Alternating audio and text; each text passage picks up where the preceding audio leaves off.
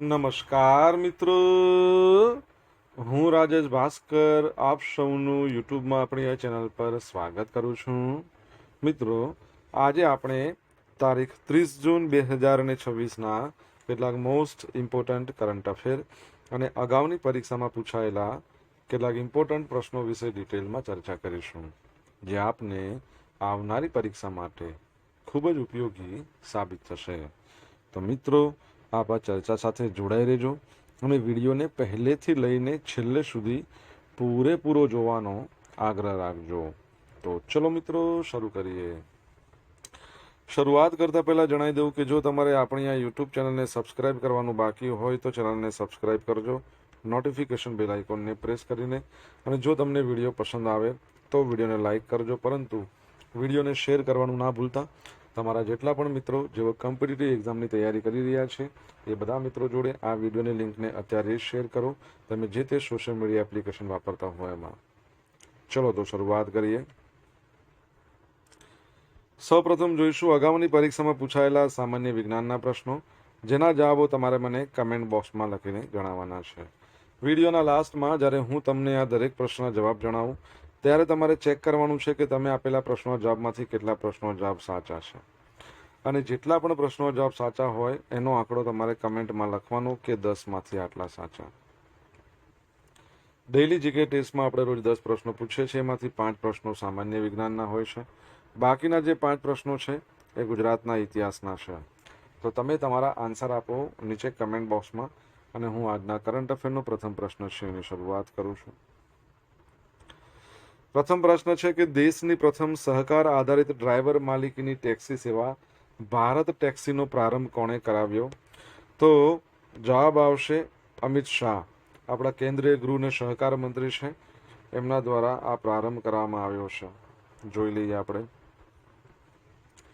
તો કેન્દ્રીય ગૃહ અને સહકારિતા મંત્રી અમિત શાહે 27મી જૂનના રોજ ગાંધીનગરના મહાત્મા મંદિર ખાતેથી દેશની સૌપ્રથમ સહકારિતા આધારિત અને ડ્રાઈવરની માલિકીની રાઇડ હેલિંગ સર્વિસ ભારત ટેક્સી એનો શુભારંભ કરાવ્યો. આ યોજના સહકાર ક્ષેત્રે ક્રાંતિકારી પરિવર્તન લાવવા માટે શરૂ કરવામાં આવી છે. સિદ્ધાંત અને મોડેલ આ સેવા સારથી માલિક આ સિદ્ધાંત પર કામ કરે છે. તે સંપૂર્ણપણે ઝીરો કમિશન મોડેલ પર આધારિત છે, જેનાથી ડ્રાઈવરો એટલે કે સારથીઓ તેમની કમાણી સીધી પોતાની પાસે રાખી શકશે. અને આ ઉપરાંત ડ્રાઈવરોને વીમો, લોન, પેન્શન આવા બધા લાભો પણ મળશે. અમલીકરણ અને પ્રગતિની વાત કરીએ તો આ સેવાની શરૂઆત ગુજરાતના 14 મુખ્ય શહેરો, જેમાં મોટા મોટા બધા શહેરો આવી ગયા, અમદાવાદ, વડોદરા, સુરત, રાજકોટ, એમાં કરવામાં આવી છે. તમને ખ્યાલ હશે આપણે ગયા વર્ષે પણ આના વિશે ચર્ચા કરી હતી કે ડિસેમ્બર 2025માં એનું સોફ્ટ લોન્ચિંગ કરવામાં આવ્યું હતું. ત્યારથી લઈને અત્યાર સુધી 1.5 લાખથી વધુ ડ્રાઈવરો જોડાયા છે, 7 લાખથી વધુ ગ્રાહકો નોંધાયા છે. હવે આ જે ભારત ટેક્સી છે ને, એને સહકારી સંસ્થાઓનું સમર્થન છે આ પ્રોજેક્ટને, જેમ કે Amul, IFFCO, NABARD, NCDC, NDDB, NAFED, KRIBHCO, NCL, આવી 8 મોટી સહકારી સંસ્થાઓનું પીઠબળ છે, જે સહકાર છે સમૃદ્ધિના વિઝનને આગળ વધારે છે. ભારતની પ્રથમ સહકાર યુનિવર્સિટી આણંદમાં બનશે, અને એનું નામ શું છે? ત્રિભુવન. શું છે? ત્રિભુવન યુનિવર્સિટી. ઓકે. અને સહકાર પરથી તમારા માટે પ્રશ્ન, આંતરરાષ્ટ્રીય દિવસ સહકારિતા માટેનો ક્યારે ઉજવવામાં આવે છે? કમેન્ટ બોક્સમાં લખીને જણાવો તમને આન્સર આવડતો હોય તો. સેકન્ડ પ્રશ્ન છે કે આંતરરાષ્ટ્રીય એસ્ટરોઇડ દિવસ દર વર્ષે ક્યારે મનાવવામાં આવે છે? તો આજનો દિવસ એટલે કે 30મી જૂનના રોજ મનાવવામાં આવે છે. તો આંતરરાષ્ટ્રીય એસ્ટરોઇડ દિવસ 30મી જૂનના રોજ મનાવવામાં આવે છે. યુનાઇટેડ નેશન્સ છે એણે એસ્ટરોઇડના ખતરા અંગે જાગૃતિ લાવવા 30 જૂન 2017થી આ દિવસ ઉજવવાની જાહેરાત કરી છે. હવે શું થયું હતું? 30મી જૂન 1908ના રોજ રશિયામાં તુંગુસ્કા નદીની નજીક એક જોરદાર વિસ્ફોટ થયો હતો, જે એસ્ટરોઇડને કારણે પૃથ્વીને થયેલા અત્યાર સુધીનું સૌથી મોટું નુકસાન છે. અને આ કારણોસર એસ્ટરોઇડના જોખમ વિશે જાગૃતિ લાવવા દર વર્ષે એસ્ટરોઇડ દિવસ છે એની ઉજવણી કરવામાં આવે છે. ઓકે, આ યાદ રાખજો. આજે મિત્રો આંતરરાષ્ટ્રીય સંસદવાદ પણ દિવસ છે. તો આંતરરાષ્ટ્રીય સંસદવાદ દિવસ દર વર્ષે 30મી જૂનના રોજ ઉજવવામાં આવે છે, જે દિવસે 1889માં આઈપીયુની સ્થાપના કરવામાં આવી હતી. આ દિવસની સ્થાપના 2018માં સંયુક્ત રાષ્ટ્ર મહાસભાના ઠરાવ દ્વારા કરવામાં આવી હતી. સંસદીય લોકશાહી માટે મહત્વપૂર્ણ સમય જ્યારે લોકો રાજકીય સંસ્થાઓમાંથી વિશ્વાસ ગુમાવી રહ્યા છે. લોકશાહી પોતે જ લોકપ્રિય અને રાષ્ટ્રપતિ ચળવળ તરફથી પડકારોનો સામનો કરી રહી છે, ત્યારે સંસદો માટે આંતરરાષ્ટ્રીય દિવસની સ્થાપના ખાસ કરીને મહત્વપૂર્ણ છે. જો લોકશાહીનો વિકાસ કરવો હોય તો કાર્યરત લોકશાહીના પાયાના પથ્થર તરીકે સંસદોને મજબૂત, પારદર્શક, જવાબદાર અને પ્રતિનિધિત્વપૂર્ણ બનાવવાની જરૂર છે. ઓકે, સંસદની વાત કરીએ, તમને ખબર છે આપણા ભારતની વાત કરીએ તો ભારતમાં સંસદ શાનું બનેલું છે? તો એક તો ઉપલું ગૃહ રાજ્યસભા આવી જાય, નીચલું ગૃહ લોકસભા આવી જાય અને ભારતના રાષ્ટ્રપતિ, એટલે આખી સંસદ બને. સંસદ માટેનો અનુચ્છેદ કયો આવે ભારતના બંધારણનો? કહો.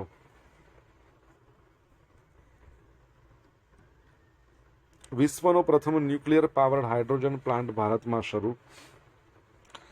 તો મિત્રો, ભારતની અંદર તમે જો તમિલનાડુમાં કલ્પક્કમ ખાતે આવેલો છે Indira Gandhi centre for atomic research, એના ફાસ્ટ બ્રીડર ટેસ્ટ રિએક્ટરની પરમાણુ ગરમીથી ચાલતા કોપર ક્લોરિન થર્મોકેમિકલ સાયકલ આધારિત વિશ્વનો પ્રથમ પ્લાન્ટ છે, ઉદ્ઘાટન કર્યું છે. ડિપાર્ટમેન્ટ ઓફ એટોમિક એનર્જીના સેક્રેટરી અજીત કુમાર મોહંતીએ આ પ્લાન્ટને ખુલ્લો મૂક્યો. સ્વદેશી technology. Bhabha atomic research centre Mumbai છે, એના દ્વારા વિકસિત આ પ્લાન્ટ પર્યાવરણને નુકસાન કર્યા વિના મોટા પાયે હાઇડ્રોજનનું ઉત્પાદન કરવાનો માર્ગ ખોલશે અને કોપર ક્લોરિન થર્મોકેમિકલ સાયકલ ઊંડી કાર્યક્ષમતાને કારણે વિશ્વભરમાં સૌથી આશાસ્પદ માનવામાં આવે છે. ઓકે, યાદ રાખજો.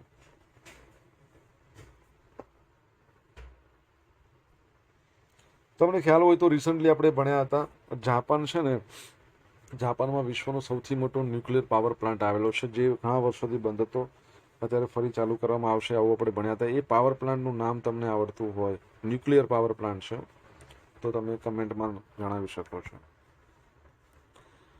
મિત્રો, વિડીયો પસંદ આવ્યો હોય, ભણવાની મજા આવી હોય તો વિડીયોને લાઇક કરો, તમારા મિત્રો જોડે વિડીયોની લિંકને શેર કરો. આપણી બંને યુટ્યુબ ચેનલ રાજેશ ભાસ્કર 2ને સબસ્ક્રાઇબ કરો, નોટિફિકેશન બેલ આઇકોનને પ્રેસ કરીને.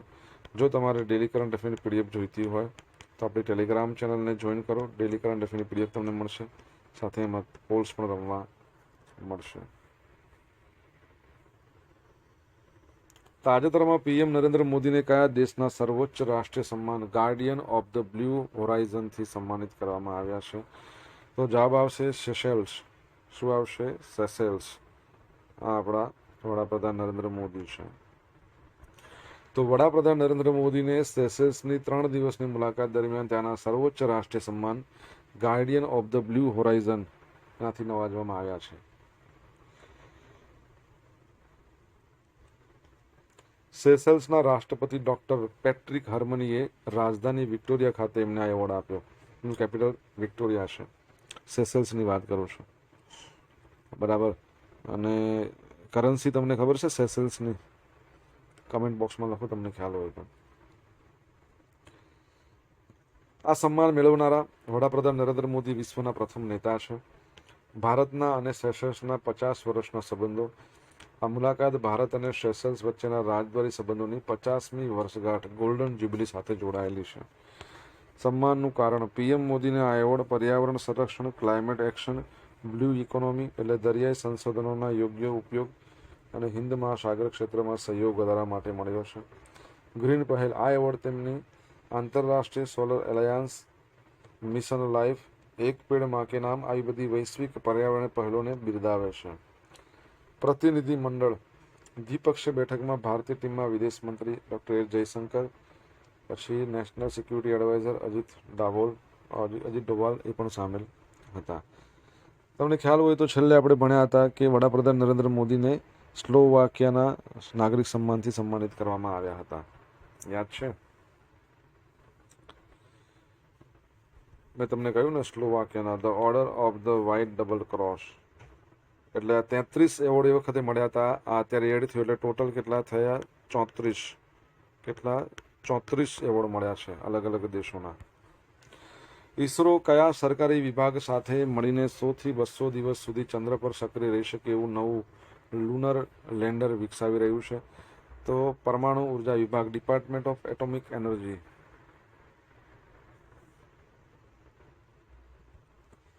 તો ઈસરો પરમાણુ ઉર્જા વિભાગ સાથે મળી એક અત્યાધુનિક લુનર લેન્ડર પર કામ કરી રહ્યું છે. આ પ્રોજેક્ટનો મુખ્ય ઉદ્દેશ ચંદ્રની સપાટી પર લેન્ડરના કામકાજના સમયગાળાને વધારવાનો છે. ચંદ્રયાન-3 માત્ર 14 દિવસ એટલે કે એક ચંદ્ર દિવસ માટે સક્રિય રહ્યું હતું. આ નવું લેન્ડર 100 થી 200 દિવસ સુધી કામ કરવા સક્ષમ હશે. હવે આમાં પ્રોબ્લેમ શું થાય છે કે ચંદ્રની રાતનો પડકાર આપણે તો ચંદ્રમાં એક દિવસ અને એક રાત પૃથ્વીના 14 દિવસ જેટલા લાંબા હોય. ચંદ્રની રાત દરમિયાન તાપમાન -100 ડિગ્રી સેલ્સિયસથી નીચું જાય છે. એટલે ઇલેક્ટ્રોનિક્સ બેટરીને નષ્ટ કરી શકે છે. એટલે બરાબર છે, ઇલેક્ટ્રોનિક્સને નષ્ટ કરી નાખે, બેટરીને નષ્ટ કરી નાખે. આર્ટિફિશિયલ હીટિંગ સિસ્ટમ, લાંબી અને અતિશય ઠંડી રાતો દરમિયાન લેન્ડરના વૈજ્ઞાનિક ઉપકરણો અને બેટરીને સુરક્ષિત રાખવા ઈસરો ખાસ હીટિંગ સિસ્ટમ, થર્મલ પ્રોટેક્શન વિકસાવી રહ્યું છે. ચંદ્રયાન-3ની સરખામણી. ચંદ્રયાન-3નું વિક્રમ લેન્ડર 23મી ઓગસ્ટ 2023ના રોજ ચંદ્રના દક્ષિણ ધ્રુવ પર ઉતર્યું હતું. 23 ઓગસ્ટને આપણે ભારતમાં રાષ્ટ્રીય અવકાશ દિવસ કહીએ છીએ. પરંતુ તે માત્ર સોલર પાવર પર ચાલતું હોવાથી એક જ ચંદ્ર દિવસ એટલે 14 દિવસ કામ કરી શક્યું હતું. સોલર પાવર સંચાલિત હતું એટલા માટે. ઓકે, ઈસરોની વાત કરીએ. ઇન્ડિયન સ્પેસ રિસર્ચ ઓર્ગેનાઇઝેશન 15મી ઓગસ્ટ 1969ની સ્થાપના. બેંગલુરુમાં હેડક્વાર્ટર છે અને એના જે અધ્યક્ષ છે એમનું નામ તમારે જણાવવાનું છે કમેન્ટ બોક્સમાં લખીને. આઈઆઈટી બોમ્બેનો અમેરિકામાં પ્રથમ ઓવરસીઝ સબ કેમ્પસ. તો Indian institute of technology Bombay દ્વારા અમેરિકામાં તેના પ્રથમ સબ કેમ્પસની જાહેરાત કરવામાં આવી છે. આ campus state university of New York at old વેસ્ટબરીના સહયોગથી કરવામાં આવ્યો છે. લોંગ આઇલેન્ડ, ન્યુયોર્ક સ્થિત આ કેમ્પસમાં વર્ષ 2027થી સર્ટિફિકેટ કોર્સ શરૂ કરવાની યોજના છે. ભવિષ્યમાં પૂર્ણ કક્ષાના ડિગ્રી પ્રોગ્રામ પણ શરૂ કરવામાં આવશે. આ કેમ્પસમાં આર્ટિફિશિયલ ઇન્ટેલિજન્સ, સસ્ટેનેબિલિટી અને ક્લીન ટેકનોલોજી આ બધા ઉભરતા ક્ષેત્રો છે, એના પર વિશેષ ધ્યાન રાખવામાં આવશે. પ્રવેશ માટે JEE એડવાન્સ પરીક્ષા આપવાની જરૂર રહેશે નહીં. સારું કહેવાય. ઓકે, આઈઆઈટી બોમ્બેની વાત કરીએ તો મુંબઈમાં આવેલી છે. કે રાધાકૃષ્ણના ચેરમેન છે. કયા વર્ષમાં આઈઆઈટી બોમ્બેની સ્થાપના થઈ તમને ખબર હોય તો કમેન્ટમાં લખજો.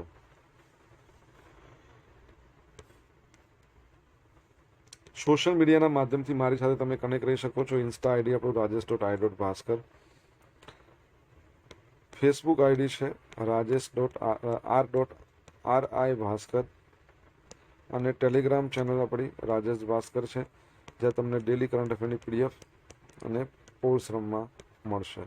જો ભણવાની મજા આવી હોય તો વિડીયોને લાઇક કરો, તમારા મિત્રો જોડે વિડીયો લિંકને શેર કરો. ચેનલ સબસ્ક્રાઇબ કરવાનું બાકી હોય તો સબસ્ક્રાઇબ કરો, નોટિફિકેશન બેલ આઇકોનને પ્રેસ કરીને. તાજેતરમાં ઇન્ટેલિજન્સ બ્યુરોના નવા ડાયરેક્ટર તરીકે કોની નિમણૂક કરવામાં આવી છે? તો મહેશ દીક્ષિત, જેઓને તમે ઇમેજમાં જોઈ શકો છો.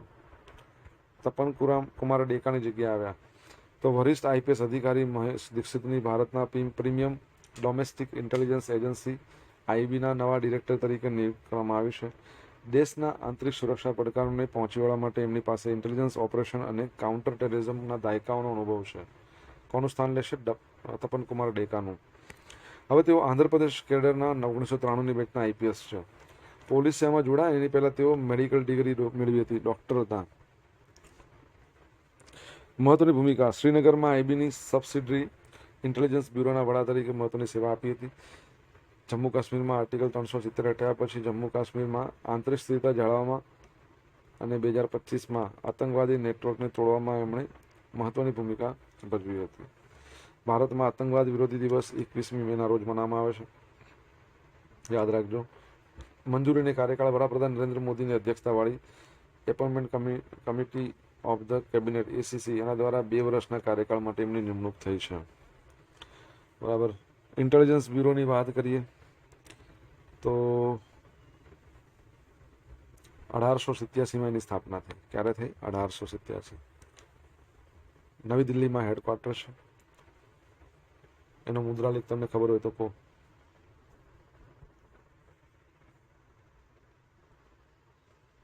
ભારતમાં સિરપ દવાઓ માટે ડોક્ટરનું પ્રિસ્ક્રિપ્શન ફરજિયાત કરાયું છે. તો તાજેતરમાં કેન્દ્રીય સ્વાસ્થ્ય મંત્રાલય એના મંત્રી તમારે કહેવાના છે. ડ્રગ્સ 5મો સુધારો નિયમો 2026 જાહેર કરીને કફ સિરપ સહિતની તમામ પ્રવાહી સિરપ છે દવાઓ છે એના માટે ડોક્ટરનું પ્રિસ્ક્રિપ્શન ફરજિયાત કર્યું છે. નિયમોમાં ફેરફાર. ડ્રગ રૂલ્સ 1945ના શેડ્યુલ કે માંથી સિરપ શબ્દ હટાવી દેવાયો છે, જેથી હવે તે ઓવર ધ કાઉન્ટર એટલે કે પ્રિસ્ક્રિપ્શન વગર નહીં મળે.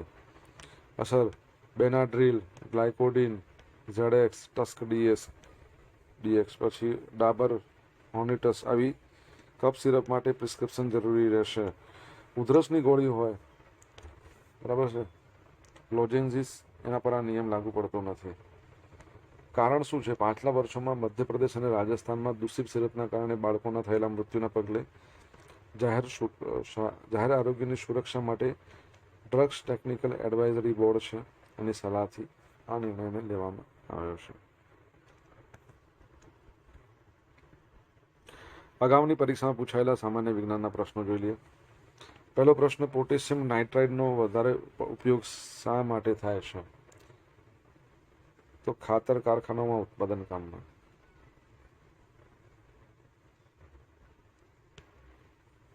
વીજળીના ગોળામાં આવેલા ફિલામેન્ટ કઈ ધાતુમાંથી બનાવવામાં આવે છે? ટંગસ્ટન. સોડિયમ મેટલને શાની અંદર રાખવામાં આવે છે? કેરોસીન. સોડા વોટરમાં શું રહેલું છે? તો કાર્બન મોનોક્સાઇડ. મોનોક્સાઇડ નહીં આવે, કાર્બન ડાયોક્સાઇડ જ આવશે. બરાબર છે. લાફિંગ ગેસ શું છે? Nitrous oxide. એ ગેસ સૂંઘે એટલે હસહસત કરે વ્યક્તિ. અગાઉની પરીક્ષામાં પૂછાયેલા ગુજરાતના ઇતિહાસના પ્રશ્નો. 19મી સદીના મધ્યમાં ગુજરાતના કયા રજવાડાએ જાહેર બાંધકામ અને શિક્ષણ ખાતાની સ્થાપના કરી હતી? બરોડા. ભીલ સેવા મંડળની સ્થાપના કોણે કરી હતી? તો અમૃતલાલ વિઠ્ઠલભાઈ ઠક્કર, જેમને આપણે ઠક્કર બાપા કહીએ છીએ. ભારતમાં બંધારણને અપનાવતી વખતે નીચેના પૈકી કયા પ્રાંત પ્રદેશ સી ભાગમાં હતો? તો કચ્છ. સી એટલે એ યુનિયન ટેરેટરી જેવું કહી શકીએ આપણે. નીચેના પૈકી હડપ્પા સંસ્કૃતિની કઈ જગ્યા ગુજરાતમાં આવેલ છે? સુરકોટડા. અલાઉદ્દીન ખિલજી, એની ગુજરાત પરની ચડાઈનું વર્ણન કરતો ગ્રંથ કાન્હાડે પ્રબંધ. હવે ગઈકાલે પૂછેલા પ્રશ્નો જવાબ જોઈ લઈએ. પહેલો પ્રશ્ન, તાજેતરમાં કયા આઈઆઈટીએ urban resilience strategies planning for climate change and extreme event આ વિષય પર ત્રિદિવસીય વર્કશોપનું આયોજન કર્યું? આઈઆઈટી ગાંધીનગર. ભારતે કયા નાણાકીય વર્ષ સુધીમાં 100 gigawatt pumped storage hydro power ક્ષમતા પ્રાપ્ત કરવાનો લક્ષ્યાંક રાખ્યો છે? 35-36 સુધી. હવે મિત્રો આજે પૂછેલા પ્રશ્નનો જવાબ જોઈ લઈએ. પહેલો પ્રશ્ન હતો કે સરકાર માટેનો આંતરરાષ્ટ્રીય દિવસ ક્યારે મનાવવામાં આવે છે? જુલાઈ મહિનાનો પહેલો શનિવાર. સેકન્ડ નંબરનો પ્રશ્ન હતો, ભારતના બંધારણમાં કયા અનુચ્છેદમાં સંસદનો ઉલ્લેખ છે? તો 79 નંબર સંસદ. ત્રીજા નંબરનો પ્રશ્ન, જાપાનનો જે બંધ પડેલો ન્યુક્લિયર પાવર પ્લાન્ટ જે ફરી શરૂ કરવામાં આવશે એવું આપણે ભણ્યા, એ કાશીવાઝાકી કારીવા. ચોથો પ્રશ્ન કે સેસેલ્સ છે એની કરન્સી શું છે? તો સેસેલ્સની કરન્સી સેસેલિયસ રૂપી છે. રૂપી યાદ રાખજો. પાંચમા નંબરનો પ્રશ્ન હતો, ઈસરોના અધ્યક્ષનું નામ શું છે? વી નારાયણન. છઠ્ઠા નંબરનો પ્રશ્ન, આઈઆઈટી બોમ્બેની સ્થાપના 1958માં. સાતમા નંબરનો પ્રશ્ન, ઇન્ટેલિજન્સ બ્યુરોનો મુદ્રાલેખ શું છે? અંગ્રેજીમાં કહીએ તો ઓલવેઝ અલર્ટ.